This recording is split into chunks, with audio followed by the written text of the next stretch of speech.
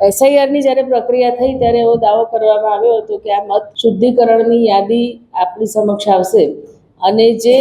Duplicate watts હોય અથવા તો એ પ્રકારના વોટ્સ હોય દૂર કરવામાં આવશે અને એને પગલે એસઆઈઆરની યાદી અત્યારે કોર્પોરેશન માટે પબ્લિશ થઈ છે અને બટવા વોર્ડ જે 47 નંબરનો વોર્ડ છે એમાં અમારા એક ઉમેદવાર છે આફ્રિદી કરીને, એમની ટીમ છે યંગ, એ લોકોની ટીમ છે, આઈટીના પણ બધા છોકરાઓ ભણેલા છે. એ લોકોએ જ્યારે યાદી ચેક કરવા માંડ્યા ત્યારે ઘણી બધી જગ્યાએ આપને યાદ કરાવું કે રાહુલજીએ જ્યારે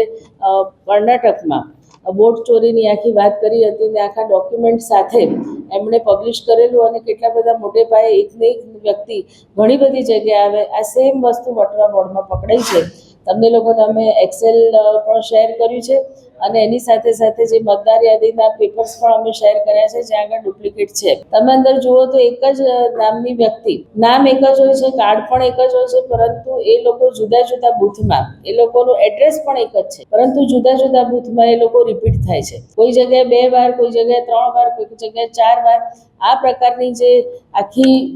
સામે આવી છે વાત, અને અત્યારે લોકો એનો સ્ટડી કરી જ રહ્યા છે. અત્યારે અમારી પાસે જે ડિટેલ આવી તમારી સાથે શેર કરી છે, આ રીતે જોવા જઈએ તો આખા વોર્ડમાં અમારી દ્રષ્ટિએ કંઈ નહીં તો 4-5 હજાર વોટર્સમાં આવી ગેરરીતિ થઈ હોય એવું પ્રાઇમરી અમને લાગે છે. પ્રાઇમા ફેસી જે અમારો સ્ટડી છે એના આધારે આ પરથી આપ કલ્પના કરી શકો છો કે આખા અમદાવાદમાં કેટલા અંશે આ રીતના થયું હોય. કે એસઆઈઆરની પ્રક્રિયા થઈ છે એ પોતે જ એક ક્વેશ્ચનેબલ પ્રક્રિયા અત્યારે પ્રશ્નાર્થ ઊભો કરી દે છે અને ઇલેક્શન જ્યારે પતે અને મતદાન થાય ત્યારે આ વાતો ઘણી બધી મેં તમને કહું કે સામે આવવાની, પરંતુ આ જે ડુપ્લિકેટ વોટર્સ છે એમાં એકદમ